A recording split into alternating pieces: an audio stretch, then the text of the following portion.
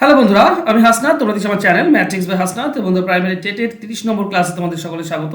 এর আগের ক্লাসগুলো তোমরা দেখে নিতে পারো, নিচে ডেসক্রিপশন বক্সে আমি লিঙ্ক দিয়ে দিয়েছি প্লে লিস্টের, সেখান থেকে তুমি আগের সমস্ত ক্লাস পেয়ে যাবে। তো আজকে 30 নম্বর ক্লাস করবো, কিছু ইম্পর্টেন্ট প্রশ্ন রয়েছে তোমাদের সামনে আমি তুলে ধরবো। তো চলো শুরু করে আজকে ক্লাস। প্রথম প্রশ্ন এরকম রয়েছে যে তিনটি সংখ্যার বর্গের যোগফল 532, প্রথম ও দ্বিতীয় সংখ্যার অনুপাত এবং দ্বিতীয় ও তৃতীয় সংখ্যার অনুপাত 3:2। তাহলে বলতে হবে তৃতীয় সংখ্যাটি কত। তো প্রথমে তো প্রথম সংখ্যা এবং দ্বিতীয় সংখ্যার অনুপাত দেওয়া আছে, দ্বিতীয় এবং তৃতীয় সংখ্যার অনুপাত দেওয়া আছে। এখানে আমরা সেই হিসেবে তিনটি সংখ্যার অনুপাত পেয়ে যাব। এ, বি এবং সি দেওয়া আছে। এ বি কত বলা আছে? 3:2। তাহলে এই 2টা 3 নম্বরে চলে আসবে। আর 2 নম্বর আর 3 নম্বরের অনুপাত দেওয়া আছে কত? 3:2। এই তিনটা পাশে চলে আসবে। তাহলে নতুন যে অনুপাত পাবো গুণ করলে এটা 9, এটা 6 আর এটা 4। তো এই হিসেবে যদি ধরে নাও, একটা সংখ্যা হচ্ছে 9x, একটা হচ্ছে 6x আর একটা হচ্ছে 4x। এদের বর্গের যোগফল বলা হয়েছে 532। দেখো 9x এর বর্গ কত হবে? 9 9 81x স্কোয়ার প্লাস 6x এর বর্গ কত হবে? 36x স্কোয়ার আর 4x এর বর্গ করলে হবে 16x স্কোয়ার। এই সবগুলো যোগ করলে বলেছে 532। এখান থেকে আমরা x এর মান ভ্যালু পাবো, তৃতীয় সংখ্যা 4x এর মান বের করলে আমরা অ্যান্সার পেয়ে যাই। তো সবগুলো যোগ করব। দেখো 6 12, 12 আর 1 13, 13 3 হাতে 1 থাকে, 2 1 আর 1 2, 5 5 আর 8, 5 আর 8 হচ্ছে 13। তাহলে 133x স্কোয়ার সমান হচ্ছে 532। কয় দিয়ে যাবে? 13 4 52 হয়, আর এদিকে 12। ওকে, 13 দিয়ে 4 দিয়ে সরাসরি চলে যাচ্ছে। তার মানে আমরা পাচ্ছি এক্স স্কোয়ার মানে হচ্ছে 4, এক্স এর ভ্যালু হবে তাহলে 2। এক্স এর ভ্যালু 2 হলে বন্ধুরা তৃতীয় ছিল 4x, তার মানে 4 × 2 তার মানে 8। যদি প্রথমটা চাইতো তাহলে 9 2 18 হতো, দ্বিতীয়টা চাইলে 6 2 12 হতো। ওকে, তো 8 হবে অ্যান্সার হবে অপশন এ। এর থেকে শর্টকাটে করা যায় না, আমি তো করতে পারবো না। বাকি সিম্পল নিয়মে করলাম অনুপাত বের করে। আশা করছি তোমরা বুঝতে পেরেছো। চলো যাবো নেক্সট কোশ্চেনে। প্রাথমিক শ্রেণীতে শিশুরা গণিতে যা শেখে তার মূল্যায়নে ফোকাস করা উচিত নয় কোনটার উপর? গাণিতিক ধারণাটা বোঝা, মানে ছেলেরা গাণিতিক ধারণা বুঝতে পারবে, এর উপর ফোকাস করা উচিত নয়। গাণিতিক ভাষার বিকাশ, মানে বাচ্চাদের গাণিতিক ভাষার বিকাশে ফোকাস করা উচিত নয়। গণিতের সমস্যার উত্তর দেওয়ার সূক্ষ্মতা, যে উত্তর ছেলেরা প্রোভাইড করবে তার সূক্ষ্মতা যাচাই করা, এর উপরে ফোকাস করা উচিত নয়। না হলে হচ্ছে যুক্তি দক্ষতার বিকাশের উপর ফোকাস করা উচিত নয়। তো বন্ধুরা, উচিত নয় যদি বলি তো অবশ্যই অপশন সি, মানে যে উত্তর ছেলেরা দিচ্ছে, বাচ্চারা দিচ্ছে, তার যথার্থতা একদম সূক্ষ্মতা বেশি করে বিচার করা উচিত নয়, ওটার উপর ফোকাস করা উচিত না। হ্যাঁ, গাণিতিক ধারণাটা বুঝতে পেরেছে কিনা এটা অবশ্যই ফোকাস করতে হবে। তারপর গাণিতিক ভাষা বুঝতে পারছে কিনা তার উপরে ফোকাস করতে হবে। আর যুক্তি দক্ষতার উপর বিকাশ, সেটার উপর ফোকাস করতে হবে। তো আমাদের অ্যান্সার হবে কি? অপশন 3, গণিতের সমস্যার উত্তর দেওয়ার সূক্ষ্মতার উপর ফোকাস করা উচিত নয়, বাকিগুলো ফোকাস করা যায়। চলো যাবো নেক্সট কোশ্চেনে। একটি চৌবাচ্চা দুটি নল দ্বারা আলাদাভাবে 60 মিনিট এবং 75 মিনিটে ভর্তি হয়। তৃতীয় একটি নল দ্বারা চৌবাচ্চাটি খালি করা যায়। যদি 3টি নল একসঙ্গে খোলা থাকে এবং চৌবাচ্চাটি 50 মিনিটে পূর্ণ হয়, তবে খালি করা নল কত সময়ে ভর্তি চৌবাচ্চা খালি করতে পারবে? দেখো, খুব সহজভাবে যদি বলি তো এলসিএম মেথড হচ্ছে এই ধরনের অঙ্কের ক্ষেত্রে সবথেকে সহজ উপায়ে বের করার নিয়ম। এ নল ভর্তি করে কত? 60 মিনিটে, আর বি নল ভর্তি করে কত? 75 মিনিটে। তো এই 60 আর 75 লসাগুটা ধরে নাও, টোটাল জল ধরে। তো 60 150 আসছে না, 300 হবে। 300 হবে লসাগু, ধরে নাও টোটাল জল ধরে 300। তাহলে এ কত 1 মিনিটে কত পূরণ করবে? 60 মিনিটে 300 পূরণ করে, তার মানে 1 মিনিটে 5 পূরণ করে, 300কে 60 দিয়ে ভাগ।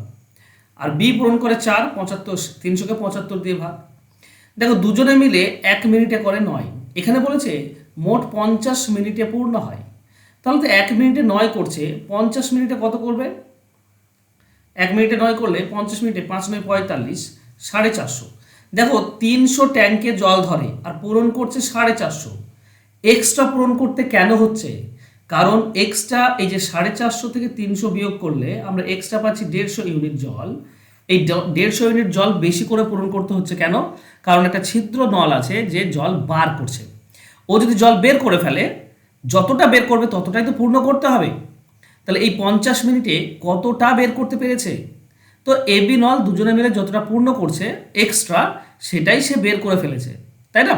তো এই নল জল 150 ইউনিট, এটাকে না যে নির্গল নল যে বের করে দেয় সে 50 মিনিটে বের করে। তাহলে চিন্তা করো তো, 150 ইউনিট যদি 50 মিনিটে বের করে, তাহলে টোটাল তো 300 ইউনিট জল ধরে। টোটাল 300 বের করতে কত সময় লাগবে? 150 যদি 50 হয় তাহলে 300 হবে 100 মিনিট, ডাবল লাগবে। তো 100 মিনিটে পূর্ণ করবে, অপশন এ হবে সঠিক উত্তর। 100 মিনিটে খালি করতে পারবে। ক্লিয়ার? চলো যাব নেক্সট কোশ্চেনে। কেন রোমান সংখ্যাগুলি সাধারণত হিন্দু আরবি সংখ্যার মতো, মানে এটা হিন্দি আরবি হবে, হিন্দু না, সংখ্যা লিখতে ব্যবহৃত হয় না? 1 নম্বর অপশন দিয়েছে রোমান সংখ্যা স্থান মান নিযুক্ত করে না, তাই এই সংখ্যাগুলি ব্যবহার করে গণনা করা কঠিন। রোমান সংখ্যা মনে রাখা কঠিন। রোমান সংখ্যা ব্যবহার করে সংখ্যা গঠন একটি জটিল কাজ। শিশুরা ইংরেজি বর্ণমালা এবং রোমান সংখ্যার সাথে বিভ্রান্ত হয়। 4টি অপশনে কিন্তু খুব কাছাকাছি, ঠিক আছে? 4টি অপশন কিন্তু খুব কাছাকাছি, কিন্তু কোনটা হবে একদম সঠিক সেটা হচ্ছে বন্ধুরা অপশন এ, রোমান সংখ্যা স্থান মান নিযুক্ত করে না, মানে প্লেস ভ্যালুটাকে মানে করে না, তাই না? তো এই প্লেস ভ্যালু না করার কারণে এই সংখ্যাগুলো ব্যবহার করা কঠিন হয়ে যাবে। আর যে জিনিস ব্যবহার করা কঠিন সেই জিনিস না লিখতে না ব্যবহার করাটাই বেটার। মনে রাখা কঠিন ঠিকই আছে, কিন্তু এমন নয় যে খুব বেশি কঠিন, মনে রাখা যায়। তারপর এর ব্যবহার করে যে জটিল কাজ করা যাবে না তাও না। হ্যাঁ, মাঝে মাঝে প্রবলেম আসবে, কিন্তু করা যেতে পারে, তাই না? এটাও হতে পারে ইংরেজি বর্ণমালা আর রোমান সংখ্যা গোলমাল হয়ে যাবে, এটাও হতে পারে। কিন্তু যথার্থ উত্তর হচ্ছে অপশন এ। প্লেস ভ্যালুটা নির্দিষ্ট করা যায় না, তাই এইটা নিয়ে লিখিতভাবে ব্যবহার করা হয় না, খুব কম ব্যবহার করা হয়। চলো যাব নেক্সট কোশ্চেনে। একটি চৌবাচ্চা প্রথম নল দ্বারা 2 ঘন্টায়, দ্বিতীয় নল দ্বারা 6 ঘন্টায় পূর্ণ করা যায়। 10টার সময় প্রথম নল খুলে দেওয়া হলো এবং সকাল 11টার সময় দ্বিতীয় নলটিকেও খুলে দেওয়া হলো। চৌবাচ্চাটি কটার সময় পূর্ণ হবে? তো দেখো, দুটি নল কখন খোলা আছে? 10টার সময় কিন্তু প্রথম নল খোলা হচ্ছে, আর 11টার সময় দ্বিতীয়, মানে 11টার সময় দুটো নলই চলবে, কারণ একটা তো প্রথম থেকেই খোলা আছে আর একটা 11টার সময় খুলছে, তো 11টার পর থেকে দুটো নলই খোলা থাকবে। তো আমরা এই ধরনের অঙ্ক কীভাবে করবো? যেন প্রথম নল 2 ঘন্টায় পূর্ণ করে আর দ্বিতীয় নল করে 6 ঘন্টায়। তো 6 হচ্ছে লসাগু, টোটাল জল ধরে 6 ইউনিট। এ 2 ঘন্টায় 6, তার মানে 1 ঘন্টায় করবে 3, আর বি 6 ঘন্টায় 6, তার মানে 1 ঘন্টায় করবে 1।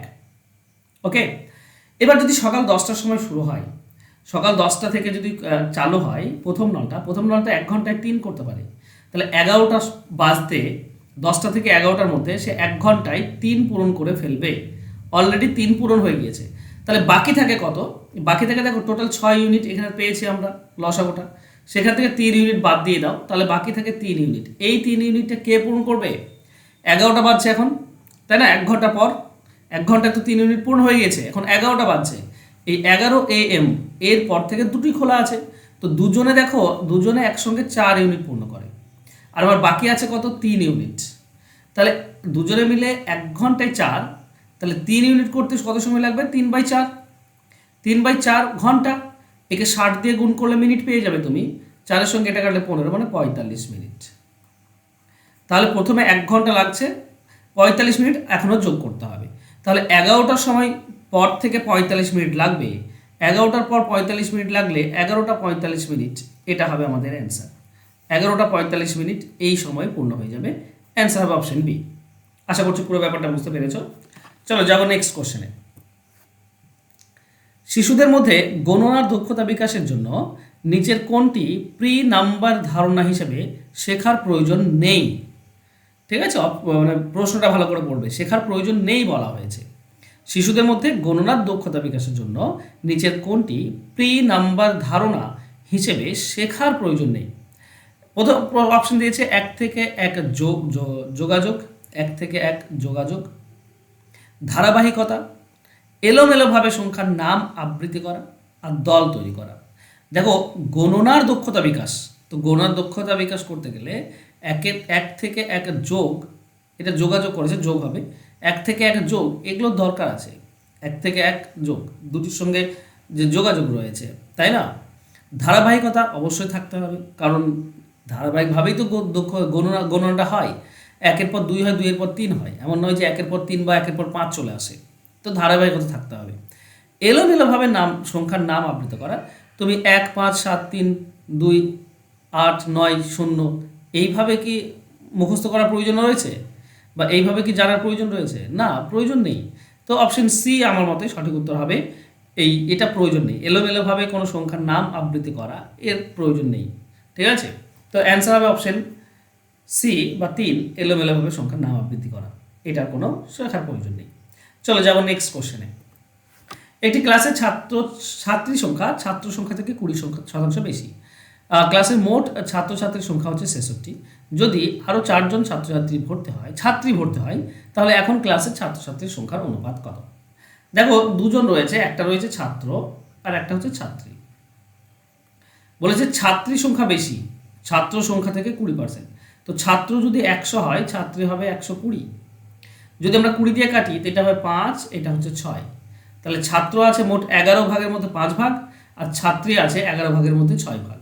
তাহলে 11 ভাগের মধ্যে 5 ভাগ যদি ছাত্র হয়, তাহলে 66-র মধ্যে কত? 11, 6, 66, মানে 30 জন ছাত্র আছে। ছাত্রী কত আছে? 6 ভাগ আছে, 11 ভাগের মধ্যে 6 ভাগ, তাহলে 66-র মধ্যে কত? কাটলে আমরা পাচ্ছি 36 জন, বা একটা 30 হলে আর একটা 36 হয়। এখন আমাকে ছাত্রছাত্রী অনুপাত চেয়েছে। দেখো, ছাত্র তো বাড়েনি, 30 জনই আছে, কিন্তু ছাত্রী কি হয়েছে?